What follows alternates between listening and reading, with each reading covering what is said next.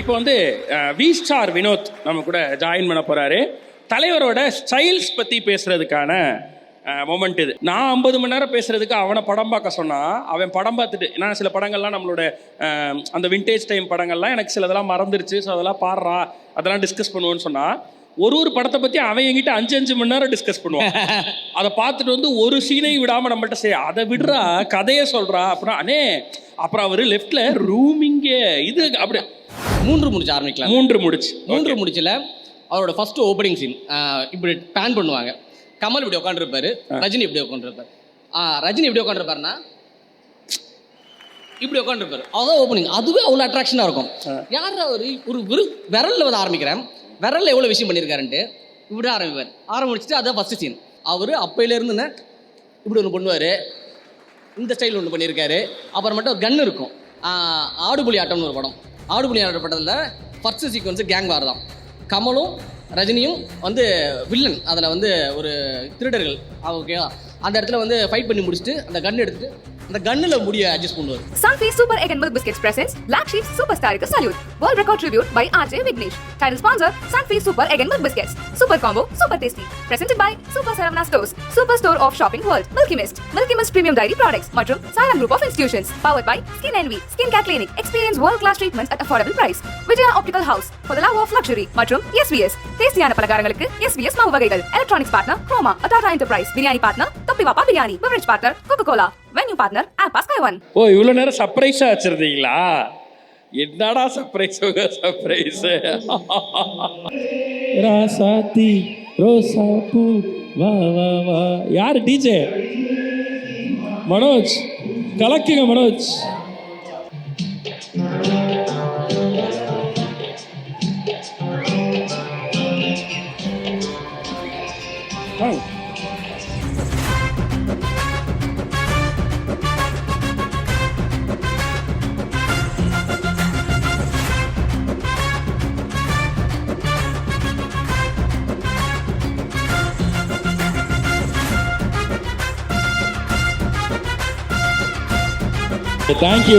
Thank you. Love you all. Thank you. இந்த சர்ப்ரைஸை arrange பண்ணி கொடுத்த அத்தனை பேருக்கும் லவ் யூ ராஜாத்தி, love you. Black sheeps super ஸ்டாருக்கு சல்யூட். ஒரு 50 hours nonstop podcast world record attempt. அதுவும் நம்ம தலைவர் சூப்பர் ஸ்டார் அவர்களுக்காக தொடர்ந்து 50 மணி நேரம் ஒரு நபரை பற்றி பேசப்படக்கூடிய முதல் உலக சாதனை இதுதான். இப்போ வந்து வி ஸ்டார் வினோத் நம்ம கூட ஜாயின் பண்ண போகிறாரு. தலைவரோட ஸ்டைல்ஸ் பற்றி பேசுகிறதுக்கான மொமெண்ட் இது. இப்போ அவர் வந்து ஆடினார் இல்லையா, டான்ஸ் ஆடினாப்ல இல்லையா, ஸோ அவர் வந்து சூப்பர் ஸ்டாராகவே வாழ்வார். நான் நேற்றுக்கு பேசிக்கிட்டு இருந்தோம்ல, சிலர்லாம் வந்து சூப்பர் ஸ்டார் ஃபேனாக இருக்கவங்க சூப்பர் ஸ்டாராகவே வாழ்வாங்க அப்படின்னு சொல்லுவோம்ல, அது வந்து இவர் தான். பார்த்தீங்களா?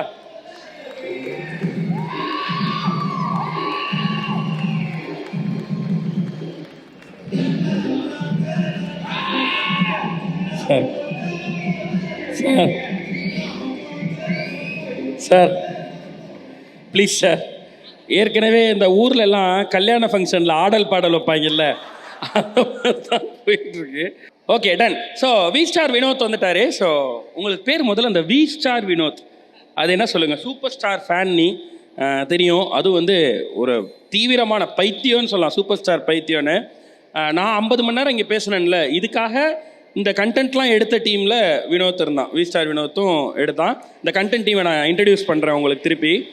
என்டையர் கண்டென்ட் எடுத்த டீம் எல்லாருமே இருக்காங்களா இங்கே? கண்டென்ட் எடுத்த எல்லாருமே? ஓகே, அப்படின்னா ஒரு தடவை வந்துருங்களேன், ஸ்டேஜுக்கு வந்துருங்களேன். இந்த கண்டென்ட் நம்ம பேசுகிறக்கூடிய இந்த ட்ரிவியாஸ் கண்டென்ட் எல்லாமே எடுத்த நம்ம Parthiban, Saravanan, Chitrakavi and V star Siva எங்க? சிவா இருக்காப்லையா? Director Siva. Okay, done. Siva இல்லை. ஸோ இந்த டீம் தான், இந்த 4 பேர் தான் நான் பேசுகிற இந்த எல்லா கண்டென்ட்டையும் 10 நாளுக்குள்ளே எடுத்து அதை அலைன் பண்ணி எனக்கு எல்லாத்தையும் டேட்டாவாக எடுத்து இதுக்காக அவங்க நிறைய புக்ஸ் படித்தாங்க, நிறைய விளாக்ஸ்லேருந்து கலெக்ட் பண்ணாங்க, நிறைய வெப்சைட்ஸ்லேருந்து எடுத்தாங்க, நிறைய ஸ்பீச்சஸ் பார்த்தாங்க, இன்டர்வியூஸ் படித்தாங்க, பார்த்தாங்க, நிறைய மேகசின்ஸ் ரெஃபர் பண்ணாங்க. ஸோ அப்படி தான் எடுத்துகிட்டு வந்திருக்காங்க இந்த டேட்டாவை. தேங்க்யூ. ஒரு முறை உங்களை நிச்சயமாக அறிமுகப்படுத்தணும்னு நினச்சேன், அதுதான் இது. ஸோ சிவா வரும்போது சிவாவையும் நான் அறிமுகப்படுத்துகிறேன். தேங்க்யூ. ஸோ அதில் வீஸ்டார் தான். இப்போ எதுக்கு இதை சொல்ல வந்தேன்னா, நான் 50 மணி நேரம் பேசுகிறதுக்கு அவனை படம் பார்க்க சொன்னால் அவன் படம் பார்த்துட்டு, நான் சில படங்கள்லாம் நம்மளோட அந்த விண்டேஜ் டைம் படங்கள்லாம் எனக்கு சிலதெல்லாம் மறந்துருச்சு, ஸோ அதெல்லாம் பாடுறா, அதெல்லாம் டிஸ்கஸ் பண்ணுவோன்னு சொன்னால் ஒரு படத்தை பற்றி அவன் என்கிட்ட 5 மணி நேரம் டிஸ்கஸ் பண்ணுவான். அதை பார்த்துட்டு வந்து ஒரு சீனையும் விடாமல் நம்மள்கிட்ட செய்ய, அதை விடுறா, கதையை சொல்கிறா, அப்புறம் அவர் லெஃப்டில் ரூமிங்கே இது அப்படி சேர்றா, கதையை சொல்கிறா, வரவே மாட்டா கதைக்குள்ளே. ஸோ அப்படி அணுவாக தலைவரை ரசிக்கக்கூடிய ஒருத்தர். ஸோ ஒரு கண்டென்ட்டுக்காக போய் படம் பாருன்னு சொன்னாலும் ஏதோ படம் பார்க்கறதுக்காகவே படம் பார்க்குற மாதிரி பார்த்து கண்டென்ட் கடைசி வரலையும் இப்படியே சொல்லி பண்ணிட்டான். அதான் வீஸ்டார். தலைவர் மேலே அப்படி ஒரு பற்று. எங்கேருந்து வந்துச்சு வீஸ்டார் அது? ஆனால் அதான் சின்ன வயசுலேருந்தே ரஜினி ஃபேன்ஸ் எல்லாரையும் சொல்கிறது தான். ஓகே, எப்படி வந்துச்சு ஏன்னு தெரியல. சின்ன வயசில் பாஷா படம் டிவியில் பார்த்தேன் ஃபஸ்ட் டைமா. ஒரு தடவை சொன்னா 100 தடவை சொன்ன மாதிரி. அதுலேருந்து ரொம்ப கிரேஸ் அவர் மேலே. என்ன எதுன்னு தெரியல, அவ்வளோ எந்த படம் போட்டாலுமே அவர் ரீக்ரியேட் பண்ணிகிட்டே இருப்பேன். இந்த விஷயம் யாருமே சொன்னதே இல்லை. இப்போலேருந்து ரஜினி படம் பார்த்தா எல்லாருமே ரஜினி மாதிரி ஆவாங்கன்னு சொல்லுவாங்கல்ல, அது 1 வீக் அவரோட வைப் இருந்துகிட்டே இருக்கும். எந்த படம் பார்த்தாலுமே அவரை மாதிரி நடக்கிறது, அவரை மாதிரி சிரிக்கிறது, அவரை மாதிரி ஸ்டைல் பண்ணுறது. நான் ஃபஸ்ட்டு பார்த்த படம் நீங்கள் சொன்ன மாதிரி படையப்பா தேட்டரில். அப்போலாம் தெரியாது இந்த தேட்டரில் இந்த படம் தான் ஓடுன்னு தெரியாது. எங்கள் அம்மா நான் சொல்லி கூப்பிட்டு போகிறாங்கன்னா, ஏதோ ஒரு தேட்டர் போவோம், எந்த படம் பார்க்குறாங்களோ அந்த படம் தான் கூப்பிட்டு போனாங்க. நான் போகிற வழியில் கோயிலெல்லாம் வந்து கடையில் விடாயிரப்பா எப்படியாச்சும் இந்த படையப்பா தான் ஓடணும், படையப்பா தான் வேணுமே போய் சொல்லி தான் கூப்பிட்டு போகிறாங்க, படையப்பா தான் பார்க்க போகிறாங்க. நான் வேண்டிட்டு போகிறேன். அப்போ ஃபஸ்ட்டு பார்த்துட்டு என் வழி தனி வழி சீண்டாத அப்படின்னு சொன்னதை ஸ்கூல்லேருந்து ஆரம்பித்து வரும் வந்து என் வழி தனி வழி, என் வழி தனி வழி, என் வழி தனி வழி சொல்லிகிட்டே வருவேன். அதே மாதிரி 90s கிட்ஸ் எல்லாருமே பண்ணியிருப்போம். அவரோட சவுண்ட் எஃபெக்ட்ஸ் எல்லாமே ரீக்ரியேட் பண்ணியிருப்போம். இந்த விஷயத்த வந்து எல்லாருமே பண்ணிட்டோம். அப்போ கிளாஸ் ரூம்குள்ளே போகும்போது மே கமிங் சார் அப்படி சொல்லிட்டு தான் போவேன். சார் வந்து சார் அந்த மாதிரி விஷயங்கள்லாம் பண்ணிட்டு போவோம். ஸோ அவ்வளோ பிடிக்கும் அவரை வந்து. சொல்லலை, நீங்கள் சொன்ன மாதிரி படம் பார்க்க சொன்னது வந்து எனக்கு ஒரு லக்கு. எனக்கு வந்து எனக்கு கிடைச்ச ஒரு மிகப்பெரிய பிரசாதம், வரம் அப்படி சொல்லலாம். ஏன்னா ரஜினி சார் படத்தை வந்து நம்ம வந்து படைய பார்க்க அப்புறம் தான் நான் பார்க்க ஆரம்பித்தேன். அதுக்கப்புறம் எல்லா படமும் நம்ம மைண்டில் நிற்கும். ஆனால் ஒரு பிளாக் அண்ட் ஒயிட் படத்தை நான் பார்த்ததே கிடையாது அதிகமாக. ரொம்ப ரேராக பார்த்தது தான் விண்டேஜ் படம்லாம். அந்த பில்லாவாக இருக்கட்டும், ரங்காவாக இருக்கட்டும், இந்த படங்கள்லாம் வந்து அப்போ தான் கேடிவியில் போகுது. ஆனால் ஒரு இப்போ படையப்பாக்கு அப்புறம் பண்ண ஸ்டைல்லாம் நீங்கள் பார்த்துட்டு அதாவது ஸ்டைல் நினச்சிட்டு இருக்கோம். ஆனால் படையப்பாக்கு முன்னாடி அவர் வந்து 100% ஸ்டைல் பண்ணிட்டார். இதில் வந்து சும்மா 10% தான். படையக்கு அப்புறம் பண்ணது தான் ஒரு ஸ்டைலில் ஒரு 10% தான். ஏன்னா 3 முடிச்சில் ஆரம்பிச்சுட்டு இப்போ வரையும் சரி அவ்வளோ ஸ்டைல் பண்ணியிருக்காரு. அபூர்வ ராங்கெல்லாம் அவரை கையை கட்டி போட்டான்னு நினைக்கிறேன். அபூர்வ ராங்கில் ஓப்பனிங் சாங் வந்து ஓப்பனிங் சீன் வந்து ஓப்பன் பண்ணுறது, அதுலேயே ஒரு கை அடங்காது, அப்படி ஓப்பன் பண்ணிட்டு வருவார். அதில் வந்து ஃபஸ்ட்டு சீன் வந்து சார் அவங்க பைரவி இருக்காங்களா, அவர் கையில் உள்ள ஏதோ ஆக்ஷன் பண்ண போல இருக்குது, அதெல்லாம் கண்ட்ரோல் பண்ண முடியாமல் இப்படி தான் பண்ணுவார் ஸ்டார்டிங்கில். பைரவி இருக்காங்களா அப்படின்னு சொல்லிட்டு சீன் அங்கே போய்டும். அங்கே போனது அந்த சீனில் அவர் கண்ட்ரோல் பண்ணிவிடுவார். அதுக்கப்புறம் வந்த படம் 4வது படம் தான் அவர் 3 முடிச்சு. 3 முடிச்சிலே கிட்டத்தட்ட 4வது படத்துலேயே அவருக்கு வந்து கிட்டத்தட்ட தம்பி நான் உங்ககிட்ட இப்போ இதெல்லாம் சொல்லவே சொல்லலையே, நீ எங்கேயோ இருந்து போய் படத்துலேருந்து மறுபடியும் எடுத்த கண்டென்ட்டை முதல்ல இருந்து சொல்லிகிட்டு இருக்கடா. நான் உங்ககிட்ட இன்ட்ரோ கொடுத்துட்டு வேற கேள்வி கேட்கலாம்னு வந்தேன். 2வது வீஸ்டார் வினோத், நீங்கள் இப்போ யூடியூப்பில் இந்த வீடியோவை பார்த்துக்கிட்டு இருந்தீங்கன்னா அவன் பேசும்போது லைவ் அப்படி வச்சு பார்க்க முடியுமா? 0.5xலாம் வச்சு பார்க்க முடியாதுல்ல லைவை? இல்லை வாய்ப்பு இல்லை. அப்படி பார்த்தா தான் புரியும் நீ என்ன பேசுகிறங்கிறதே. எல்லாமே 2xல தான் பேசிக்கிட்டு இருக்காங்க. ஓகே, கொஞ்சம் பொறுமையாக பேசுவோமா? ஓகே, பொறுமையாக நான் கேட்குறேன். தலைவர் எந்தெந்த இடங்கள்ல என்ன மாதிரியான ஸ்டைல் பண்ணியிருக்கார்? அதானே 3 முடிச்சு ஆரம்பிக்கலாம். 3 முடிச்சில் அவரோட ஃபர்ஸ்ட் ஓப்பனிங் சீன் இப்படி பேன் பண்ணுவாங்க. கமல் இப்படி உட்காந்துருப்பாரு, ரஜினி இப்படி உட்காந்துருப்பாரு. ரஜினி இப்படி உட்காந்துருப்பாருன்னா இப்படி உட்காந்துருப்பாரு, அதான் ஓப்பனிங். அதுவே அவ்வளோ அட்ராக்ஷனாக இருக்கும். யார் ஒரு விரலில் வந்து ஆரம்பிக்கிறேன், விரலில் எவ்வளோ விஷயம் பண்ணியிருக்காருன்ட்டு இப்படி ஆரம்பிச்சுட்டு அதான் ஃபஸ்ட்டு சீன். அதுக்கப்புறம் அந்த படத்தோட ஃபஸ்ட்டு சீன் என்னன்னா, ஒரு படம் பார்க்க போயிடறாங்க. அந்த படம் பார்க்கறதுலேருந்து ஆரம்பிப்பாங்க அந்த படத்தோட சீன். அதுக்கப்புறம் அந்த படம் பார்த்து முடிச்சுட்டு கமலும் ரஜினியும் அவங்க பேச்சுலர் ரூமில் தங்கியிருப்பாங்க மாடியில். இவங்க 2 பேரும் நடந்து போவாங்க. நடந்து போகும்போது கமல் சார் வந்து என்ன பண்ணுவார்னா, அவரோட கேரக்டருக்கு ஏற்ற மாதிரி பொறுமையாக அப்படி நடந்து போவார். ஆனால் ரஜினி சார் ஒரு பின்னாடி வரும்போது ஒரு 4 ஸ்டெப் ஏறி வந்து அவங்க ஸ்டே கொடுத்து அப்படி கொடுத்துட்டு சிகரெட் ஸ்மோக் பண்ணிட்டு நடந்து போவார் வேகமாக. அது அவ்வளோ சூப்பராக இருக்கும். ஏன்னா நமக்கு கிடைக்கிறதும் 5 செகண்ட். எல்லாருமே சொல்லுவாங்க, டே உங்களுக்கு கிடைக்கிறது 5 செகண்ட் தான் ஸ்க்ரீன் பேஸு. ஸோ அதை எப்படி யூஸ் பண்ணணுமோ யூஸ் பண்ணிக்கன்னு சொல்லுவாங்க. அதை 5 செகண்டை 6-7 செகண்டாக மாற்றுறதுக்கு என்ன பண்ணணுமோ ரஜினி சார் பண்ணிகிட்டே இருப்பார். ஓகே அது நல்லா இருக்கு, இன்னும் 10 எக்ஸ்ட்ரா 10 செகண்ட் அப்படின்னு பண்ணுவார். ஒரு புதுசா நடிக்க வர நடிகனுக்கு வைடு கிடைச்சிரும். ஆமா, க்ளோஸ் கிடைக்காது. க்ளோஸ் கிடைக்கணும்னா வைட்ல அவன் அப்படி பெர்ஃபார்ம் பண்ணும். இதுதான் தலைவரும் அப்பையில இருந்தே பண்ணிருக்க நிறைய வாய்ப்பு. அதுவும் அவர் நடிக்க வரும்போதே அவர் நடிச்ச முதல் படத்திலேயே ஜாம்பவான்கள்லாம் இருக்காங்க நடிக்கிறதுக்கு. ஸோ அவங்க கூட தான் அவர் நடிக்கிறார். அப்போ இந்த பக்கம் ஸ்ரீவித்யா மேம், அந்த பக்கம் கமல் சார், இவங்க கூடலாம் தான் அவர் நடிக்கிறார். அப்போ கண்டிப்பா இதெல்லாம் அவர் பண்ணாதான் அவர் பக்கம் ஒரு கவனம் திரும்பும் அப்படிங்கிறது ரொம்ப. ஒரே ஒரு தீக்குச்சி, ஒரே ஒரு வத்திப்பட்டி, இதை எத்தனை வெரைட்டியில் பண்ணியிருக்கான்னு சொல்கிறா அவர். எல்லாருமே வத்திப்பட்டி இங்கே இருக்கும், தீக்குச்சி இப்படி கொளுத்தும்.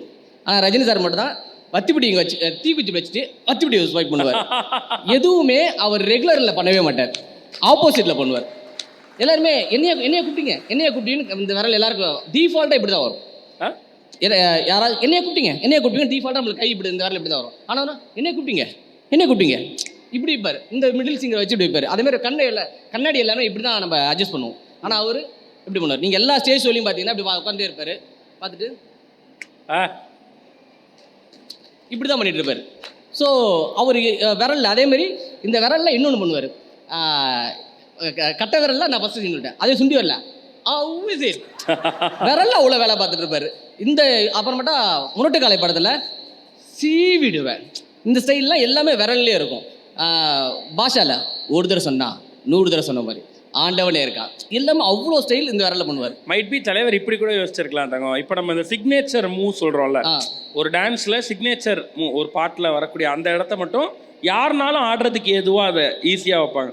அது மாதிரி தலைவர் வந்து இது எல்லாரும் பண்ணுவாங்க, குழந்தைங்க பண்ணுவோம். ஏன்னா இதை நம்ம பண்ணியிருக்கோம், நம்ம குழந்தையா இருக்க போய் பண்ணியிருக்கோம், வளர்ந்ததுக்கு அப்புறமே சில நேரத்தில் பண்ணுவாங்க.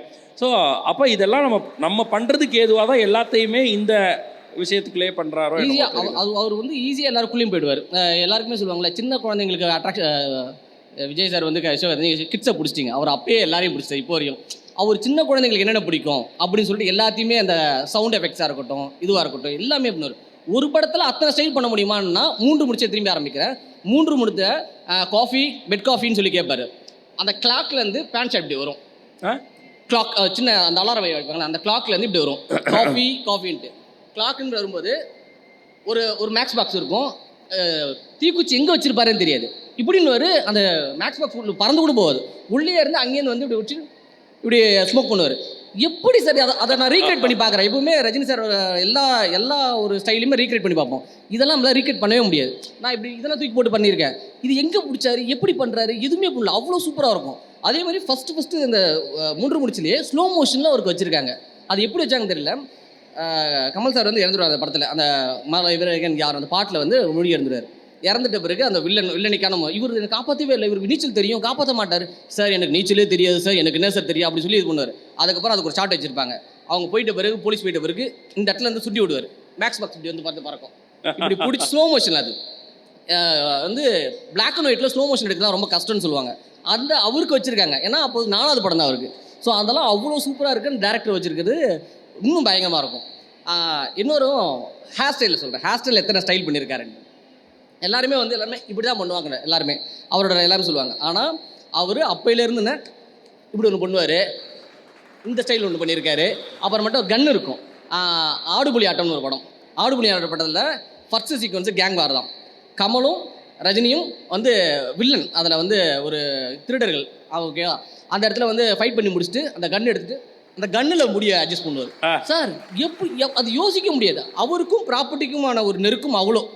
அவர் வந்து அவரோட ஸ்டைல் ஒவ்வொன்றுமே வெறுமே உடம்புல மட்டுமே இருக்காது, ஒவ்வொரு ப்ராப்பர்ட்டி யூஸ் பண்ணுவார். ஸோ அந்த கன்னில் யூஸ் பண்ணுறது இருக்கட்டும். அதேமாதிரி அந்த படத்தில் வந்து ஆடுபுலி ஆட்டத்தில் வந்து அவரோட பேர் வந்து ரஜினி, கேரக்டர் பேர் ரஜினி. அவர் ஒரு பஞ்சு பேசியிருப்பார். என்னென்னா தண்ணிக்குள்ளே மீனுக்கு மூச்சு திணற வைக்கிறதும் போலீஸ் வண்டியில் சரக்கு கடத்துறதும் ரஜினி ஸ்டைல். கமல்கிட்ட பேசுவார். இதை ஒவ்வொருத்தரையும் சொல்லுவார். இந்த மாதிரி அறிவாளியை உயிரோட வர்றதும் உயிரோட விட்டா இந்த முட்டாளுக்குன்னு சொல்லி பேசி இதுதான் ரஜினி ஸ்டைல். அவ்வளோ சூப்பர். அந்த இடத்துல கமல் சாரும் பயங்கர ஸ்டைல் பண்ணியிருப்பாரு. ஆனால் அதை டாமினேட் பண்ணி அவர் அவ்வளோ இன்ட்ராக்ஷன் இருந்துகிட்டே இருக்கும். இதே மாதிரி நிறைய ஸ்டைல் இருந்துக்கிட்டே இருக்குது.